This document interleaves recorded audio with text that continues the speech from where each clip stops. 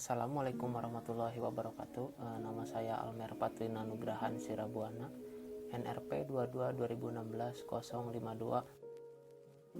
Saya akan membahas penerapan green building pada bangunan Menara Suara Merdeka. Dalam satu dekade terakhir, wajah kota Semarang berubah menjadi terlihat lebih modern karena kemunculan gedung-gedung tinggi. Sampai saat ini terdapat sekurang-kurangnya 30 gedung tinggi di kota Semarang. Salah satunya adalah Gedung Menara Suara Merdeka yang terletak di Jalan Pandanaran nomor 30, Kota Semarang, Jawa Tengah. Gedung Menara Suara Merdeka ini mulai beroperasi pada Desember 2013. Gedung ini juga merupakan sebuah gedung jasa dan sewa perkantoran dengan konsep green building pertama di Kota Semarang. Gedung ini memiliki luas 3.100 meter persegi dan 17 lantai yang menghabiskan biaya investasi senilai 150 miliar rupiah. Latar belakang pemilik gedung Menara Suara Merdeka ini dalam menerapkan green building pada bangunan ini yaitu untuk mewujudkan bangunan ramah lingkungan yang meminimalisir dampak kerusakan lingkungan akibat aktivitas di kawasan gedung. Selain itu, konsep green building ini diterapkan untuk mewujudkan bangunan yang high-end sehingga menarik minat pembeli gedung untuk menaikkan nilai properti pada kelasnya. Dalam istilah bidang properti yaitu menawarkan bangunan yang kualitasnya terbaik. Alasan ketiga yaitu dari segi ekonomis, yaitu mengurangi biaya operasional gedung. Lantas, apa yang membuat proyek dapat dikategorikan sebagai infrastruktur berkelanjutan? Lalu, indikator apa saja yang dapat mengukur infrastruktur berkelanjutan pada proyek tersebut? Indikator pertama sebagai acuan untuk mengukur infrastruktur berkelanjutan di Gedung Menara Suara Merdeka yaitu tepat guna lahan. Dengan maksud dan tujuan yang pertama yaitu aksesibilitas komunitas yang menunjang efisiensi mobilitas karyawan atau pengguna gedung. Yang pertama adalah letak gedung ini berdekatan dengan 14 fasilitas umum dengan jarak pencapaian kurang dari 1 km. Tentu hal ini memudahkan para pengguna gedung untuk berjalan kaki dengan tujuan pedestrian yang baik dan mengurangi penggunaan kendaraan yang menghasilkan emisi karbon. Yang kedua adalah letak bus rapid transit atau disingkat BRT yang jaraknya hanya 5 meter dari gerbang Gedung Menara Suara Merdeka. Hal ini memudahkan para pengguna gedung untuk berpergian dengan menggunakan transportasi umum. Yang ketiga yaitu jalur pedestrian yang ada di sekitar Jalan Pandanaran ini sudah tertata baik oleh pemerintah Kota Semarang sejak tahun 2011. Jadi trotoar di sekitar Jalan Pandanaran ini sangat nyaman digunakan dan aman. Yang kedua adalah gedung parkir hemat energi. Terdapat car stopper atau garis parkir sebagai penanda kendaraan untuk keselamatan pengguna. Material yang digunakan untuk mencetak car stopper ini menggunakan konsep reuse atau menggunakan kembali material yang digunakan untuk pengecoran beton yang dilaksanakan pada saat konstruksi dengan volume kurang dari 0,5 meter kubik. Yang ketiga adalah landscape pada lahan. Luas tanaman hijau di lantai dasar atau ground floor sebesar 92,8 meter persegi. Terdapat green roof pada lantai 2 dan lantai 17 berupa taman yang dapat menyerap emisi karbon yang dihasilkan oleh kendaraan di sekitar Jalan Pandanaran. Indikator yang kedua yaitu konversi energi yang mencakup beberapa alat elektrikal maupun mekanikal. Yang pertama adalah teknologi AC Variable Refrigerant Volume atau VRV yang dapat menghemat 20-30% penggunaan listrik. AC ini juga dilengkapi software untuk mempermudah pengendalian mengelola gedung tersebut. Yang kedua adalah lampu di gedung ini menggunakan teknologi automatic time switch agar lebih maksimal dalam penggunaannya. Yang ketiga adalah hand dryer hemat energi yang mampu mengeringkan tangan dalam waktu 12 detik dengan menghabiskan energi listrik sebesar 510 watt. Hand dryer tipe lama membutuhkan waktu 30 detik untuk mengeringkan tangan dengan menghabiskan energi listrik 1800 watt. Yang terakhir adalah pengelola gedung itu selalu mengedukasi para karyawan atau tenan mengenai penghematan listrik. Salah satunya adalah menerapkan KWH double tarif. Indikator selanjutnya adalah konversi air. Pengelola gedung ini menerapkan beberapa konsep agar terciptanya konsep green building pada bangunan ini.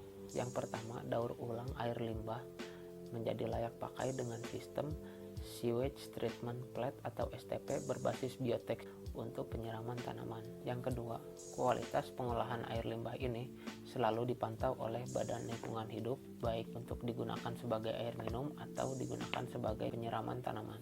Yang ketiga, untuk melakukan penghematan air dibantu dengan alat berupa kloset, gedung menggunakan sistem pembilasan dual flush, yaitu 3 liter untuk tombol kecil dan 6 liter untuk tombol besar, yang mampu menghemat penggunaan air sebanyak 50% dibandingkan dengan kloset tipe lama yang menggunakan volume air sebesar 13,6 liter. Lalu ada indikator sumber dan siklus material. Penggunaan material di gedung Menara Suara Merdeka ini seperti bata ringan, keramik, granit ini berasal dari produk lokal, baik itu dari Jakarta, Surabaya, dan Semarang.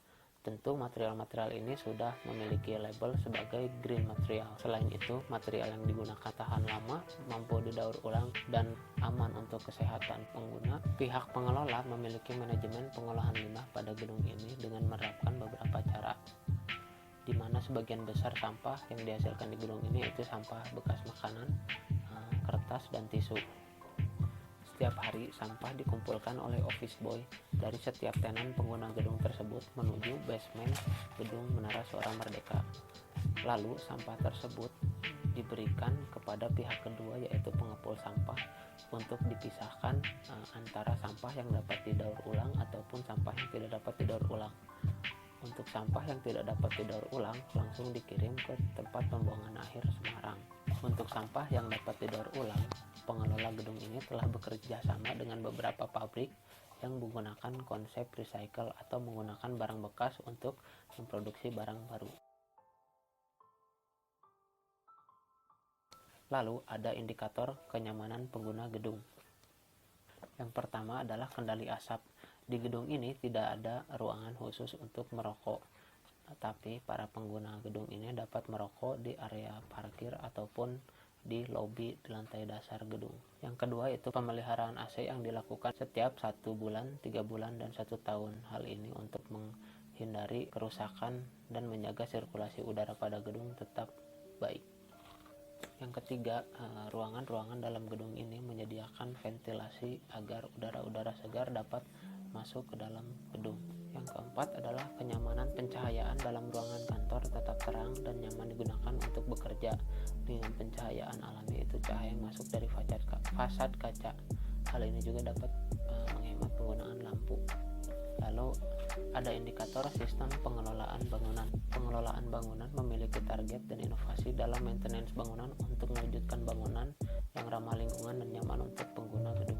Yang pertama adalah pelatihan yang diadakan untuk meningkatkan pengetahuan dan keterampilan kerja setiap tenan pengguna gedung tersebut. Yang kedua, data-data bangunan seperti dokumen as-built drawing atau ABD dan spesifikasi teknis ataupun pemeliharaan peralatan sangat mudah diakses untuk keperluan operasional dan perawatan gedung. Apa kontribusi proyek tersebut terhadap Sustainable Development Goals? Dari hasil pembangunan gedung Menara Suara Merdeka ini dapat mendukung beberapa tujuan dari SDG seperti yang pertama itu kesehatan dan kesejahteraan yang baik. Salah satunya adalah pembatasan asap rokok.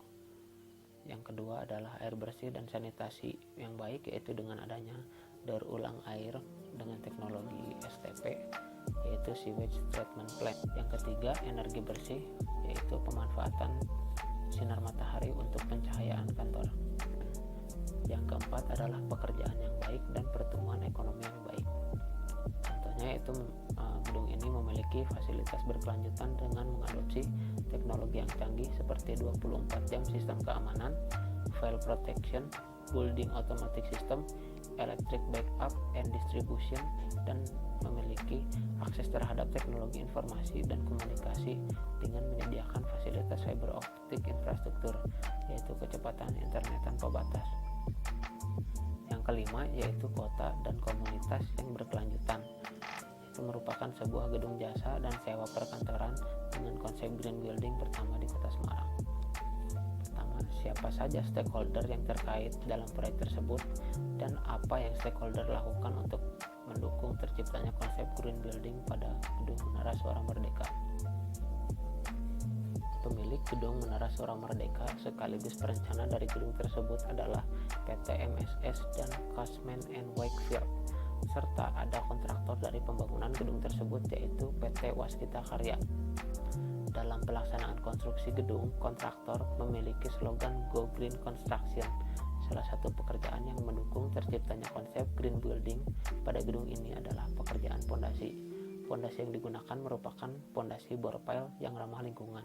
Dalam konstruksi berkelanjutan, fondasi file ini memiliki keunggulan seperti meningkatkan produktivitas, sedikit biaya operasional, hemat energi, dan hemat pengeluaran karena tidak ada pekerjaan perbaikan akibat tidak menimbulkan efek getaran.